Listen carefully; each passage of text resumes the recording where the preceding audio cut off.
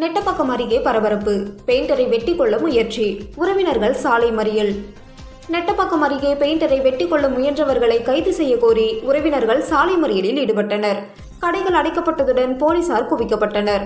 புதுவை மாநிலம் நெட்டப்பாக்கம் தொகுதி கரையாம்புத்தூர் பாகூர் மெயின் ரோட்டை சேர்ந்தவர் மதன்.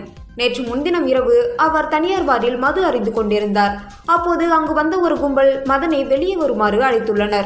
தன்னை கொலை செய்ய திட்டத்துடன் வந்ததை அறிந்த மதன் அங்கிருந்து தப்பியோட முயன்றார். இருப்பினும் அந்த கும்பல் அவரை விரட்டி சென்று சுற்றி வளைத்து சரமாரியாக வெட்டியது. இதில் நிலைகுலைந்து போன அவர் இரத்த வெள்ளத்தில் உயிருக்கு போராடினார்.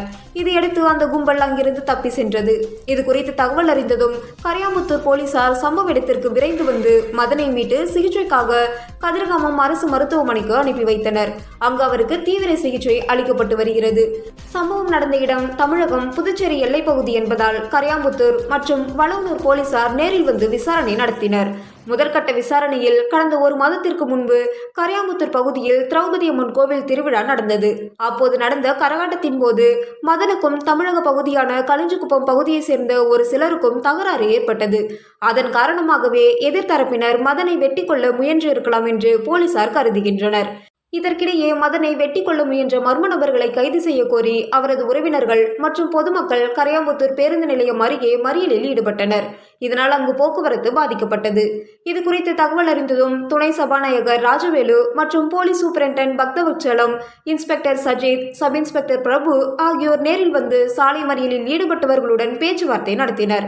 அப்போது விரைவில் குற்றவாளிகளை கைது செய்வோம் என்று போலீசார் உறுதி கூறினர். இதை ஏற்று அவர்கள் மறியலை கைவிட்டு கலைந்து சென்றனர். கரையாம்புத்தூர் கிராமத்தில் பதற்றமான சூழல் நிலவியதால் கடைகள் அனைத்தும் அடைக்கப்பட்டன. பேருந்துகள் எதுவும் ஓடவில்லை. பாதுகாப்பு பணிக்காக போலீசார் குவிக்கப்பட்டுள்ளனர். இந்த சம்பவத்தால் அந்த பகுதியில் பதற்றமும் பரபரப்பும் ஏற்பட்டுள்ளது. சொல்லு,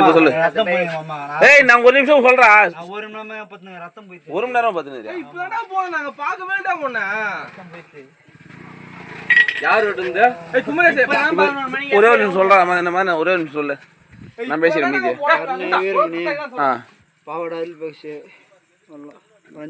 அஞ்சு பேரா?